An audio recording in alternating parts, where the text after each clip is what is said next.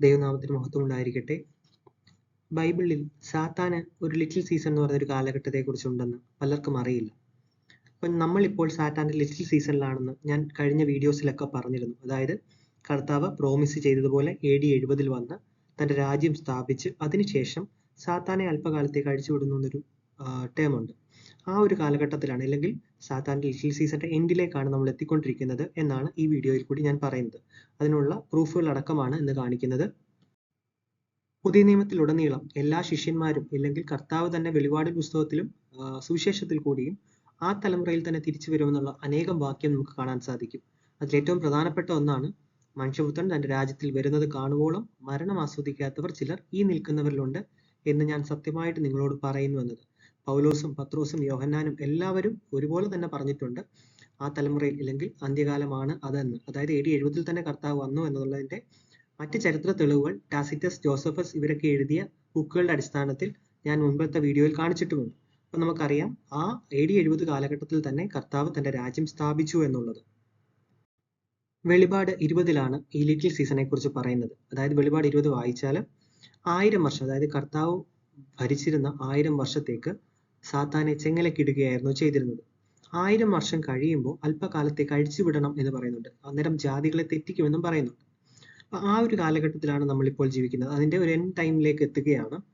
1000 ആണ്ട് കഴിയുമ്പോൾ ഇതിനെ സാത്താനെ പുറത്തു വിടും. അപ്പം സാത്താൻ പോയി സകല ജാതികളെയും തെറ്റിച്ച് വിശുദ്ധ നഗരത്തിൽ, അതായത് ഞാൻ പറഞ്ഞു, കഴിഞ്ഞ വീഡിയോസിൽ പറഞ്ഞു, നോർത്ത് പോളിലാണ് യഥാർത്ഥത്തിലുള്ള യെരുശലേം, അല്ലെങ്കിൽ യഥാർത്ഥത്തിലുള്ള ഇസ്രായേൽ, ഭൂമിയുടെ മധ്യേ വസിക്കുന്ന, നിർഭയം വസിക്കുന്ന, മതിലുകളില്ലാത്ത ഗ്രാമം എന്ന് പറയുന്ന ഉത്തരഗിരിയായ സിയോൺ എന്ന് പറയുന്നത് നോർത്ത് പോളിലുള്ള ഒരു സിവിലൈസേഷൻ, അല്ലെങ്കിൽ ദൈവം അവിടേക്കാണ് തന്റെ ശേഖരിക്കപ്പെട്ടവരെല്ലാം കൊണ്ടുപോകുന്നതെന്ന് മുൻപത്തെ വീഡിയോയിൽ ഞാൻ പറഞ്ഞിരുന്നു. അപ്പൊ അതിനെതിരെ യുദ്ധത്തിനായിട്ട് സാത്താൻ ആർമിയെ കൊണ്ട് പോകുന്നതിനെ കുറിച്ചാണ് ഈ പറഞ്ഞിരിക്കുന്നത്.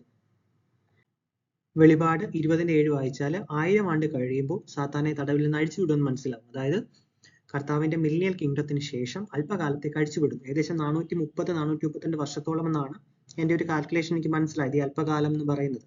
അപ്പൊ ആ ഒരു സമയത്ത് ഭൂമിയെ മൊത്തം തെറ്റിച്ചില്ലെങ്കിൽ ഭൂമിയിൽ അക്രോസ് ആയിട്ട് ജീവിക്കുന്ന മനുഷ്യരെ തെറ്റിച്ചിട്ട് വിശുദ്ധ നഗരത്തിനെതിരെ, അല്ലെങ്കിൽ പ്രിയ നഗരത്തിനെതിരെ വളയാനും, അല്ലെങ്കിൽ വിശുദ്ധന്മാരുടെ പാളയത്തെ വളയാനുമായിട്ട് സാത്താൻ ആർമി മൊബിലൈസ് ചെയ്യും. അതിനെക്കുറിച്ചാണ് ഇവിടെ പറയുന്നത്. ഇവർ യുദ്ധത്തിനായിട്ട് പോകുമ്പം അവരുടെ മേൽ ആകാശത്ത് നിന്ന് തീമഴ പെയ്യുകയും അതോടൊപ്പം തന്നെ പിശാചിനെ മൃഗവും കള്ളപ്രവാചകനും കിടക്കുന്ന ഗന്ധക തീ പൊയ്കയിലേക്ക് തള്ളിയിടും എന്നാണ് നമുക്ക് വെളിപാട് വായിക്കുമ്പോൾ മനസ്സിലാവുന്നത്. ലിറ്റിൽ സീസൺ എപ്പോൾ തുടങ്ങി എന്നുള്ളതാണ് പിന്നത്തെ ഒരു ചോദ്യം. അതിനെക്കുറിച്ച് ഞാൻ മനസ്സിലാക്കിയത്, വെത്തിക്കാൻ 1595 അതിനുശേഷം ഏതോ ഒരു പോപ്പ് മുതൽ 112 പോപ്പാണ് ലാസ്റ്റ് പോപ്പ് എന്നുള്ളൊരു പ്രവചനമുണ്ട്. ഇത് 12-ാം നൂറ്റാണ്ടിലുള്ളതാണ് പറയപ്പെടുന്നത്. പക്ഷെ ഇത് പബ്ലിഷ് ചെയ്തത് 1595 തൽക്കാലം നമുക്ക് ഈ ഒരു വർഷത്തെ റെഫറൻസ് ആയിട്ട് വെക്കാം. അതായത് 16-ാം നൂറ്റാണ്ട് മുതലാണ് ഈ ഒരു ലിറ്റിൽ സീസൺ തുടങ്ങുന്നത് എന്നുള്ളത്. അതിന്റെ കാരണങ്ങൾ ബാക്കി പിന്നീട് പറയുന്നതായിരിക്കും. പുറപ്പാട് പുസ്തകം 12-ാം അധ്യായം 40-ാം വാക്യം വായിച്ചാൽ ഏകദേശം 430 സംവത്സരമായിരുന്നു ഇസ്രായേൽ മക്കൾ ഈജിപ്തിൽ കഴിഞ്ഞിരുന്നതെന്ന് മനസ്സിലാക്കാൻ പറ്റും.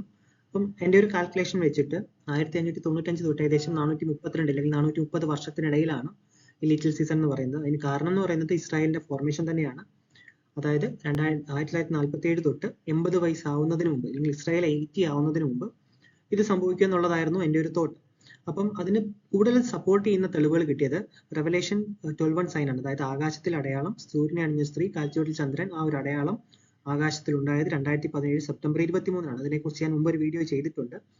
ആ അടയാളത്തിന്റെ കൂടെ 10 വർഷം കൂടെ കൂടുമ്പോഴാണ് ഇതെല്ലാം സംഭവിക്കേണ്ടതെന്ന് ഞാൻ വിശ്വസിക്കുന്നു. കാരണം നമുക്ക് ഒന്നാമത്തെ മുദ്ര എന്ന് പറയുന്നത് AD 70 സംഭവിച്ചിരുന്നു എന്ന് ഞാൻ മുമ്പത്തെ വീഡിയോയിൽ പറഞ്ഞിരുന്നു. എങ്കിലും ഇതിന്റെ ഒരു തനിയാവർത്തനം പോലെ 2020 തൊട്ട് 2027 വരെ ഈ ജൂപ്പിറ്റർ, അതായത് ആകാശത്തിൽ അടയാളം ആയിട്ടാണ് പലതും കാണുന്നത്. അതായത് കർത്താവ് പറഞ്ഞിരുന്നു, ഫിർമമെന്റിൽ അല്ലെങ്കിൽ ആകാശവിധാനത്തിലെ വെളിച്ചങ്ങളെ ഉണ്ടാക്കിയിരിക്കുന്നത് കാലങ്ങൾക്കും അടയാളങ്ങൾക്കും വേണ്ടിയാണ്. അപ്പം ഈ rider on A white horse, bow and crown എന്ന് പറയുന്നത് സഗിറ്റേറിയസ് കോൺസ്റ്റലേഷനെയാണ് ഉദ്ദേശിച്ചിരിക്കുന്നതെന്ന് എനിക്ക് കഴിഞ്ഞ വർഷമാണ് മനസ്സിലായത്.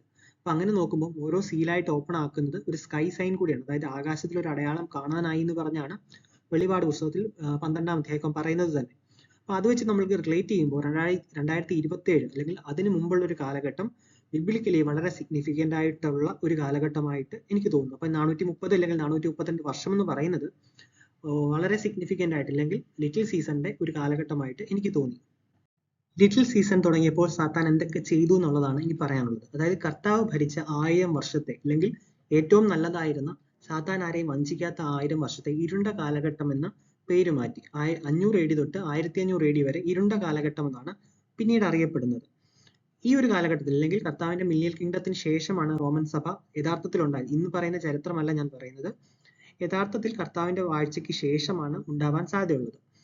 അതിന്റെ എക്സ്ട്രീം ആയിട്ടുള്ള ബൈബിളിന് വിരുദ്ധമായിട്ടുള്ള പല കാര്യങ്ങൾ കൊണ്ടാണ്. അല്ലെങ്കിൽ നമുക്കറിയാം 10 കൽപ്പനയ്ക്ക് പകരം അവർ 9 കൽപ്പന, അതായത് യാതൊന്നിന്റെയും രൂപം ഉണ്ടാക്കി ആരാധിക്കരുതെന്ന് പറയുന്ന ഒരു കൽപ്പനയെ അവർ മാറ്റിയിട്ട് 10ാമത്തെ കൽപ്പന സ്പ്ലിറ്റ് ചെയ്ത് 9ഉം 10ഉമായിട്ട് മാറ്റിയതാണെന്ന് കത്തോലിക് ബൈബിൾ നോക്കിയാൽ മനസ്സിലാവും. കൂടാതെ അവരുടെ എക്സ്ട്രീം ആയിട്ടുള്ള നിലപാട് കാരണമാണ് പ്രൊട്ടസ്റ്റന്റ് സഭകൾ, അതായത് പിന്നെയും സഭകൾ വിഭജിക്കാൻ കാരണമാകുന്നത്. പിന്നീട് വിഗ്രഹാരാധന പിന്നെയും ആരംഭിച്ചു.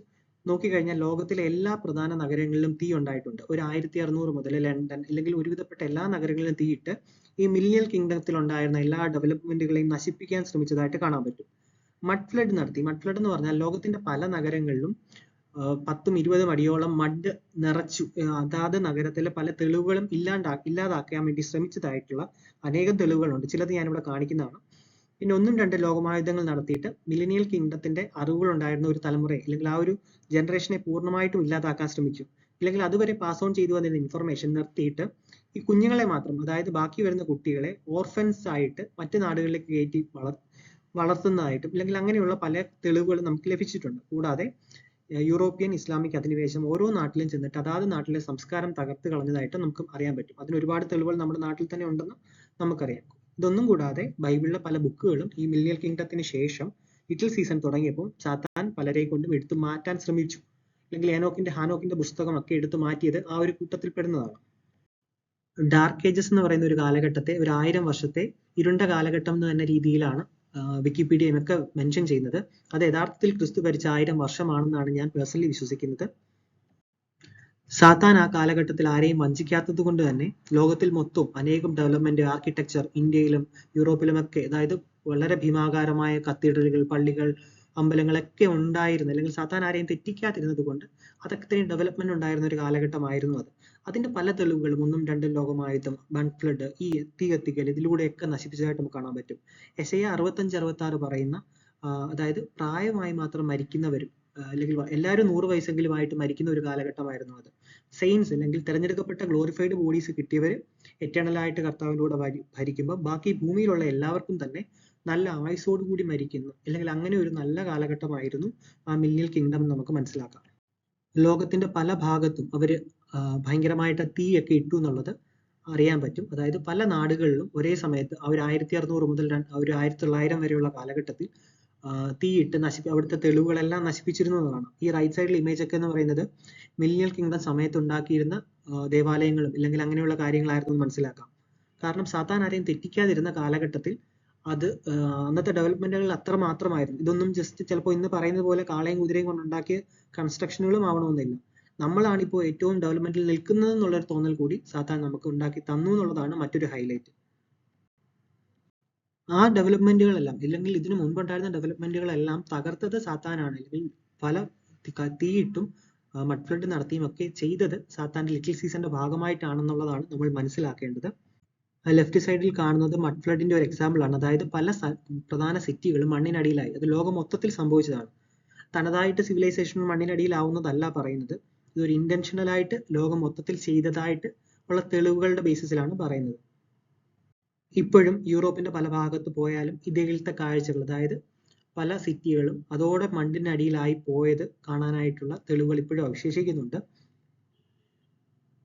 ഓർഫൺ ട്രെയിൻസിനെ കുറിച്ച് പറഞ്ഞത്, അല്ലെങ്കിൽ അനേകം അനാഥരെ 1ഉം 2ഉം ലോകമഹായുദ്ധം കൊണ്ട് ഉണ്ടാക്കിയിട്ട് അവരുടെ ഒരു ഇഷ്ടപ്രകാരം അല്ലെങ്കിൽ മില്ലിയൻ കിങ്ഡത്തെ കുറിച്ച് യാതൊരു അറിവുമില്ലാത്ത രീതിയിലേക്ക് കുട്ടികളെ വളർത്തി ഇങ്ങനൊരു ഓർമ്മ തന്നെ ആ ജനതയിൽ നിന്ന് മാറ്റിക്കളയുന്നതായിരുന്നു ആ ഒരു ലിറ്റിൽ സീസന്റെ പ്രധാന ഉദ്ദേശം.